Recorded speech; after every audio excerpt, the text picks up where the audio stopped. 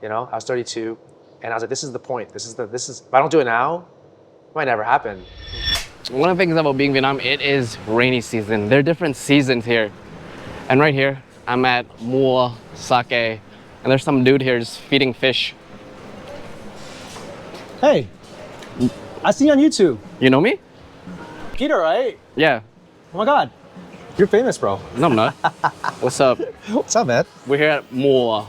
Mùa means Seasons. season. Yeah. Craft Sake.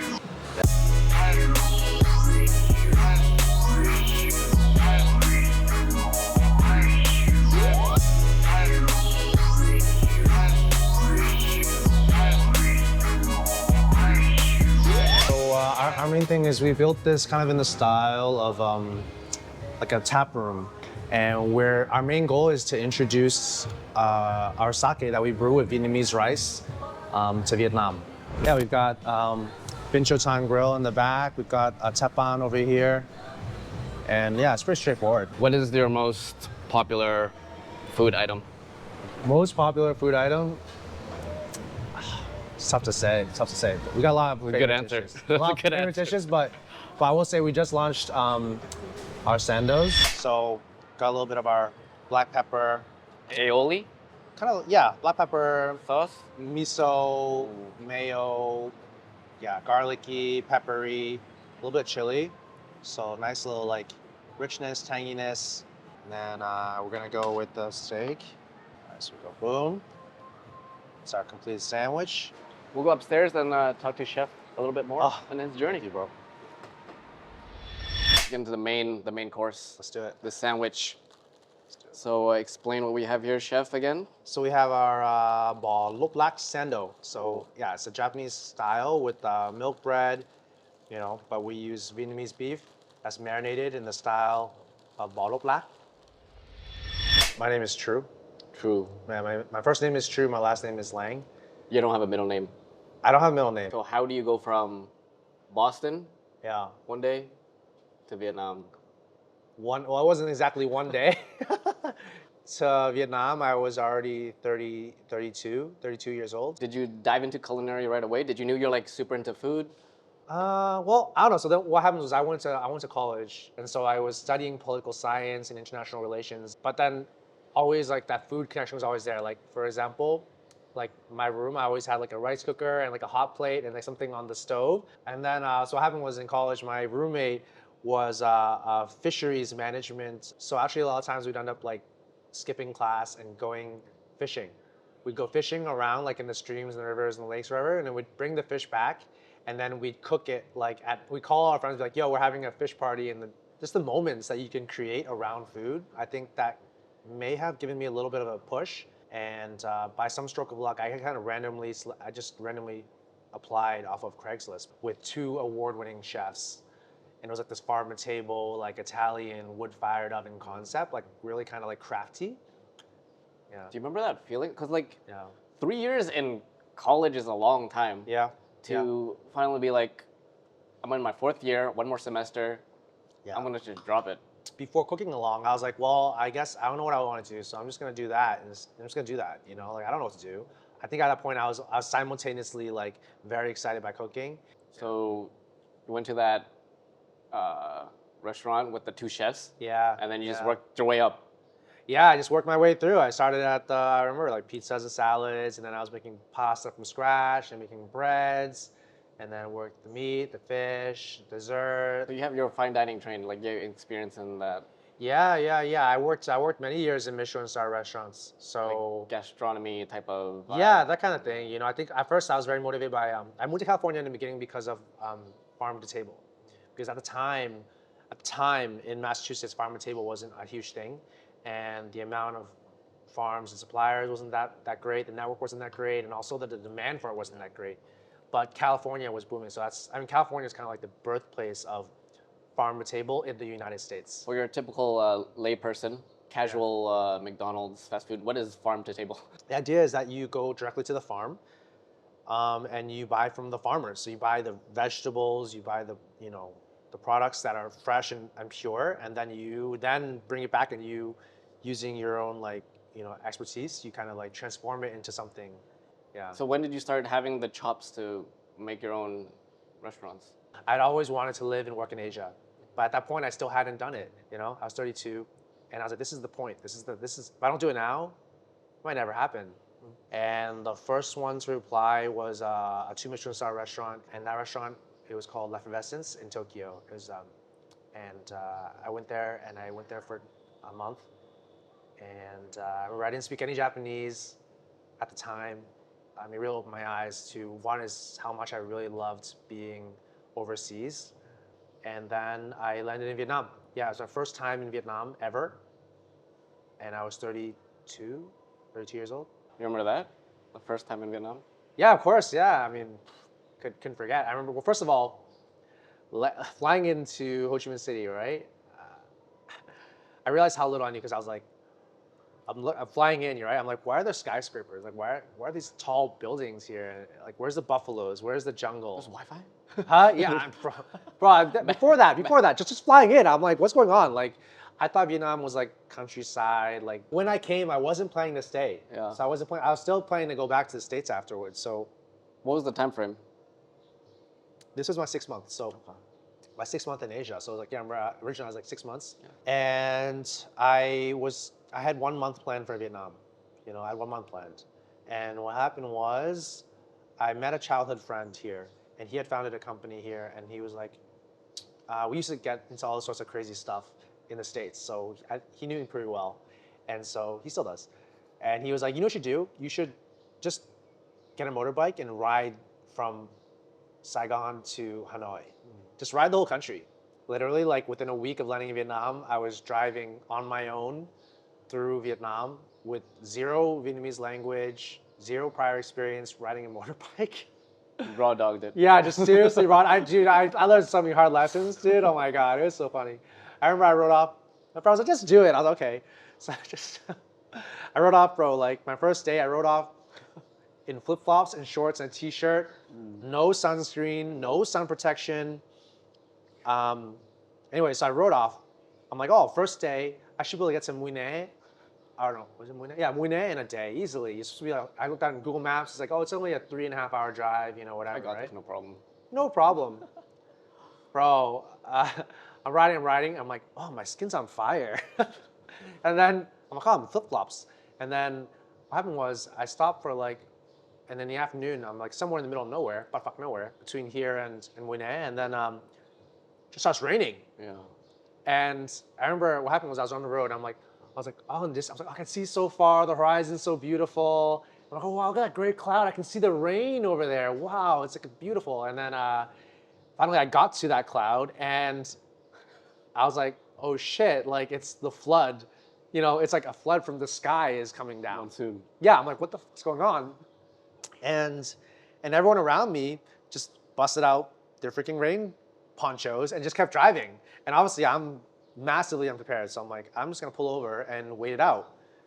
2 hours later, I'm still waiting it out. I'm like, it's dark now. So then I end up getting a homestay in the middle of nowhere. So that was still the typical overseas Vietnamese, you're on vacation mode still. Yeah, Everything's exactly, new. exactly, This is so exactly, exciting. exactly. You're telling us your career trajectory. Yeah. It's just smooth sailing, bro.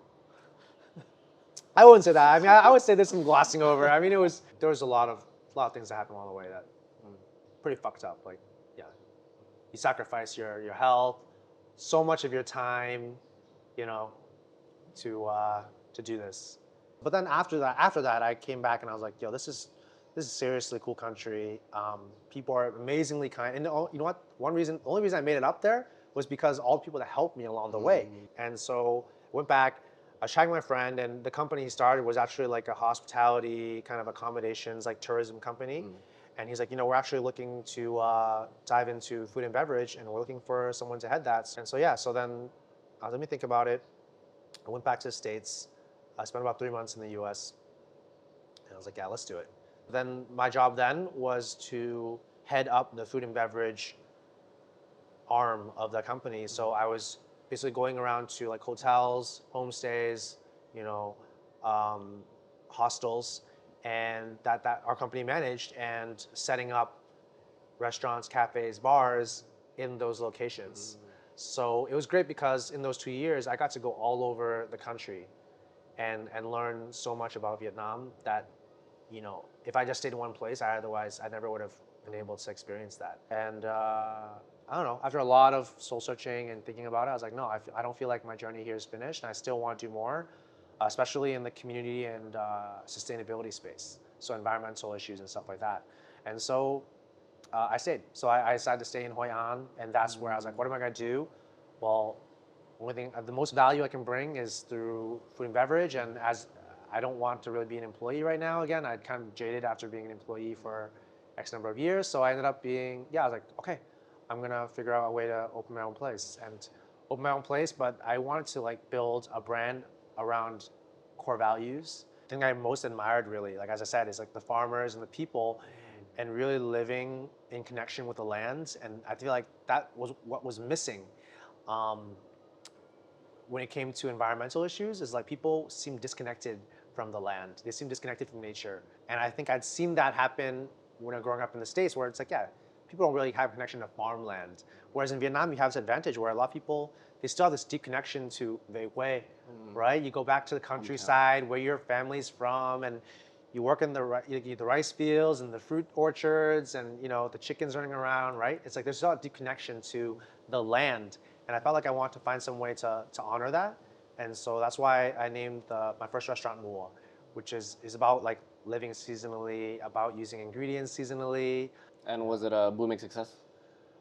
So the first restaurant did, yes and no. As soon as it opened, it went really well, and it was going really well. But then COVID hit after 3 months. So March 2020 was Vietnam closed its borders, and I think at the time no one knew how long COVID was going to last. Right? We were like, oh, let's wait it out. Wait a few weeks, wait a few months, whatever. But Vietnam closed its borders. Next thing you know, there were travel lockdowns inside the country, right? And like social distancing. So it made it really hard for businesses to survive. But it's funny. I met so many people along the way that gave me inspiration, that gave me motivation, and that validated those ideas that they're like, keep going. Don't give up. Keep going. Keep going. And so, after 2 years, when we got out of COVID, we had like pivoted in every single which way to figure out how to make it work. We'd done home deliveries, we'd done cook at home kits, we'd done like community dinners, like so many different things, and we survived. And it was funny coming out of it because, man, it was a wasteland. Like so many places had closed. There were still not that many travelers because it just opened.